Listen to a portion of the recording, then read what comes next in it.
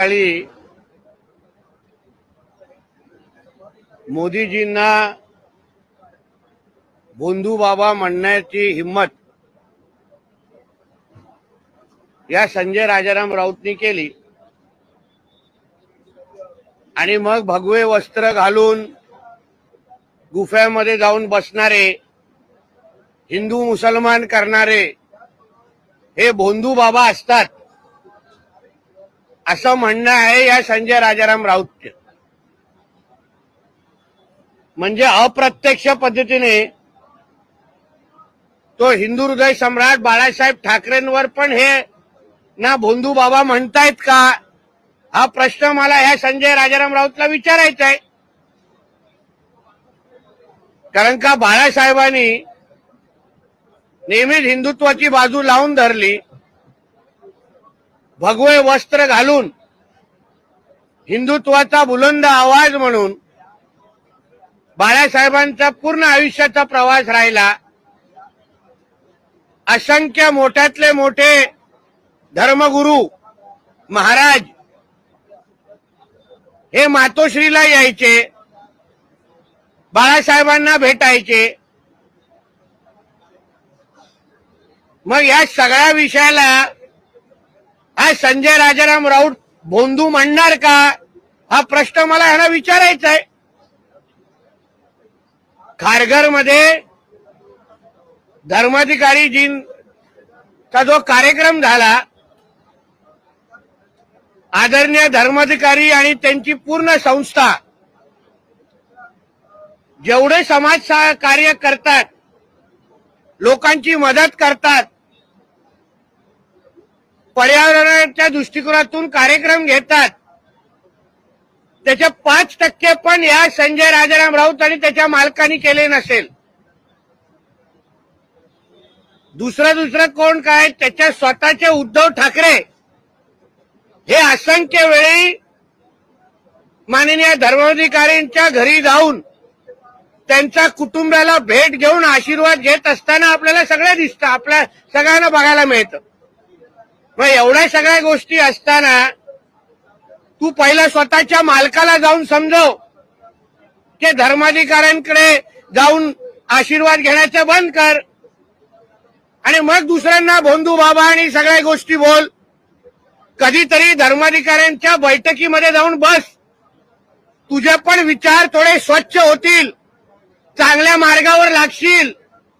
वाया गेलेला कार्टा म्हणून जे तुझी जी ओळख आहे ते धर्माधिकाऱ्यांच्या बैठकीमुळे तुझ्या विचारांमध्ये आणि व्यक्तिमत्वामध्ये निश्चित पद्धतीने बदल घडेल असा माझा ठाम विश्वास आहे।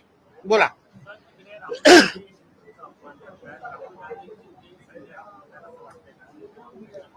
हे सगळे मुस्लिम लीगची भाषा करणारे पाकिस्तानचे एजंट आहेत। जी भावना पाकिस्तानमध्ये हिंदूंच्या बाबतीमध्ये बोलली जाते, तिकडचे नेते मंडळी आणि अतिरेकी जी भाषा म्हणतात, 2047 मध्ये इस्लाम राष्ट्र बनवण्यामध्ये जसं सिमी, ISI आणि ह्या सगळ्या संघटना काम करतायत, त्याच पद्धतीचे जिहादी विचार हे राहुल गांधी आणि ह्या संजय राऊत आणि ह्या सगळ्या लोकांचे आहेत। या लोकांना आपल्या भारत देशाला इस्लाम राष्ट्र बनवण्याचं आहे। गजवाए हिंद हे जे काही उद्दिष्ट हे लोकांचं आहे, त्या उद्दिष्टाला पूर्ण करण्याच्या मध्ये मदत हे राहुल गांधी आणि संजय राजाराम राऊत सारखे लोक करत आहेत। संजय राऊतांनी असं देखील म्हटलेलं आहे, लाडकी बहीण योजनेनंतर लाडका शेतकरी योजना करा। असंख्य कदाचित त्यांनी त्याचं भांडूपचं घर सोडलं असतं, मालकानी मातोश्री सोडली असती आणि खरंच बांध्यावर जाऊन आज आपल्या शेतकऱ्याला केंद्र आणि राज्य सरकार आमचं किती मदत करतंय ह्याचा थोडा अनुभव घेतला असता तर लाडका आमच्या सरकारचा सर्वात लाडका हा शेतकरीच आहे, सर्वसामान्य शेतकरीच आहे, हे त्याला खुल्या डोळ्यांनी पाहायला मिळालं असतं। मोदींचे आभार मानले, मणिपूरवर बोलले ते म्हणून। मोदीजी फक्त मणिपूरवर बोलले नाही, पण मोदीजींनी मणिपूरमध्ये परिवर्तन आणण्याची सुरुवात केलेली आहे।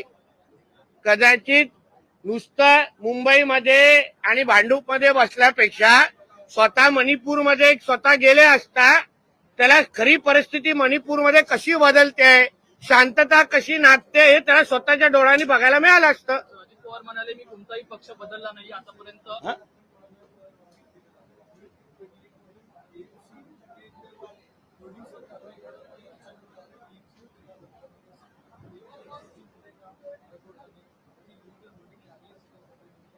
ते इलिगल होर्डिंगवाले किती जण मातोश्रीला हप्ते देतात, मग ह्याच्या हिशोबाची पण एक यादी बाहेर द्यायला लागेल. होर्डिंगवाले अर्धे मालक यांचे नाईट लाईफचे पार्टनर आहेत. संध्याकाळी 7च्या नंतर रिजवी कॉलेजच्या मागच्या बंगल्यामध्ये हे लोकच होर्डिंग वाल्यांबरोबर नाईट लाईफची गँग यांची बसते. तर कदाचित हप्ते मिळायचे कमी झाले असतील किंवा बंद झाले असतील, गाडीमध्ये पेट्रोलचे पैसे मिळायचे बंद झाले असतील, म्हणून आता होर्डिंगवाल्यांच्या मागे लागलेले आहेत. हा निवडणुकीचा चंदा गोळा करण्याचा प्रकार आहे. अजित पवार म्हणाले की माझ्यावरती आरोप झाले पण ते सिद्ध झाले नाही. मी आजपर्यंत पक्ष आहे तो बदलला नाही. भाजपकडून मोठ्या प्रमाणात आरोप झाले होते. इरिगेशन स्कॅम असेल, पंतप्रधान नरेंद्र मोदी यांनी सुद्धा आरोप केले होते. आता अजित पवार हे महायुतीमध्ये आहेत, कोणाला उत्तर द्यायचा प्रयत्न करतात, तुम्हाला काय वाटतं? आता ज्यांना ते उत्तर घ्यायचं असेल, ऐकायचं असेल त्यांच्यासाठी असेल. आम्ही कशाला आमच्या युतीतल्या मित्रांबद्दल आम्ही कशाला टीका टिप्पणी करू. त्यांना ज्यांना संदेश द्यायचा आहे त्यास तो संदेश अजितदादांनी आपल्या विचारातून दिलेला आहे. तुम्ही त्यांना प्रश्न विचारा.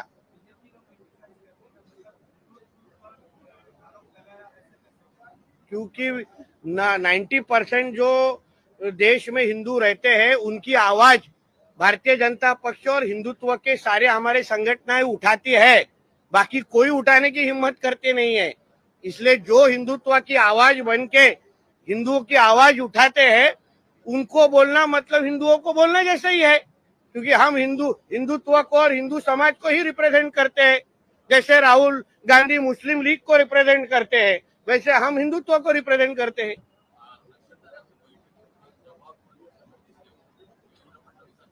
मला दिसले नाही, मी काल सभागृहामध्ये होतो. मला दिसल्यावर तुम्हाला सांगतो. बैठकीला हजर होते. भाजपची नक्की काय भूमिका आहे, तुमची काय भूमिका आहे? माझी भूमिकापेक्षा भाजपची भूमिका अधिकृत तुम्हाला त्यांचे प्रवक्ते सांगतील. मला एक टास्क दिलेला आहे, तेवढं काम करतोय. मीरा भाईंदरमध्ये सातत्याने ड्रग्सवर कारवाई होते. कालही पोलिसांनी मोठी कारवाई केली. 350 कोटीचा ड्रग्स सापडलेला आहे मीरा भाईंदरमध्ये. जोपर्यंत तुम्ही नवानगर सारखे एरिया साफ करत नाही, तिथे स्वच्छता मोहीम राबवत नाही, तिथे असलेले बांगलादेशी आणि रोहिंगे मुसलमानांना हकलवत नाही, तोपर्यंत हे ड्रग्सचे प्रकार कमी होणार नाहीत. समाजामध्ये ड्रग्सच्या माध्यमातून जिहाद पसरवणं हे त्या बांगलादेशी आणि रोहिंग्या मुसलमानांचं काम आहे. म्हणून मीरा भाईंदर अगर स्वच्छ ठेवायचं असेल, ड्रग मुक्त करायचं असेल तर पहिले रोहिंग्या आणि बांगलादेशी मुक्त करा, हे सगळे प्रश्न सुटतील.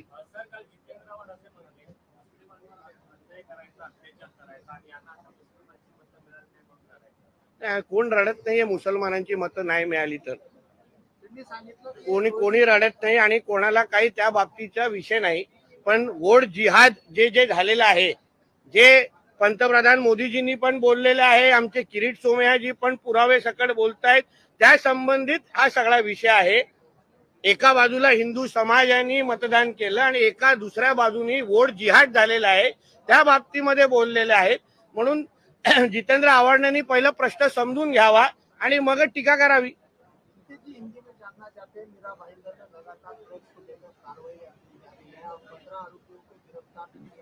देखिए ऐसा है, मीरा भाईंदर में जब तक नवानगर जैसे एरिया को आप साफ करते नहीं, वहां रहने वाले बांग्लादेशी और रोहिंगे मुसलमानों को वहां से निकालते नहीं, तब तक ये ड्रग्स के विषय खत्म होंगे नहीं.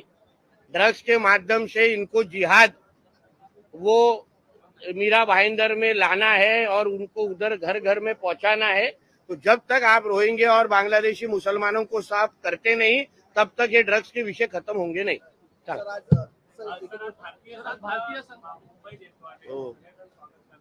मनापासून स्वागत आहे.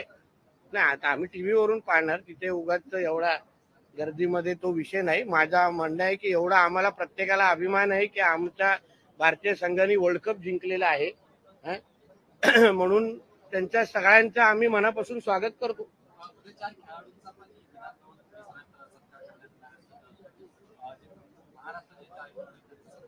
चांगली गोष्ट आहे, चांगली. आता अशा पद्धतीने खेळाडूंना प्रोत्साहन दिलंच पाहिजे. एकाचा सत्कार केलं तर अजून दुसऱ्यांना पण प्रोत्साहन मिळतं की कधी ना कधीतरी आमचा पण सत्कार विधानमंडळामध्ये झाला पाहिजे.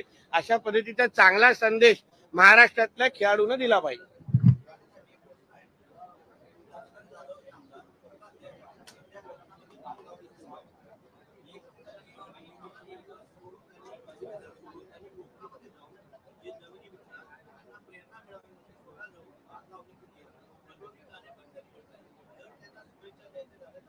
एक लक्षात घ्या, भात शेती आता कोकणामध्ये शेतीचे दिवस आहेत, लावणीचे दिवस आहेत, म्हणून कोणीही शेतकरी जाऊन तिथे अगर शेती करत, आम्ही पण शेती करतो. मग त्यासाठी असं अधिवेशन सोडून जिथे आम्ही लोकप्रतिनिधी म्हणून आम्हाला अधिकार शेतकऱ्यांचेच प्रश्न मांडण्यासाठी इथे आम्हाला पाठवलेला आहे. अगर आम्ही पण तिथे राहिलो तर त्यांचा आवाज उचलणार कोण? ते शनिवार रविवार पण करू शकले असते, पण शनिवार रविवारी केला असता तर तुम्ही बातमी केली नसती, आहे की नाही? म्हणून असे फोटोग्राफी करणारे शेतकरी पण आमच्या कोकणामध्ये आहेत आणि आमच्यासारखे आहेत जे कॅमेराशिवाय पण शेती करतात. म्हणून भास्कर जाधवना सांगेन की तुमची गरज जास्त विधिमंडळात आहे, इथे येऊन आमच्या शेतकऱ्यांचा प्रश्न मांडा. तिथे उगाच मळकट दिसून काही उपयोग नाही, एक दिवसाची बातमी आहे नुसती. चला, थँक्यू.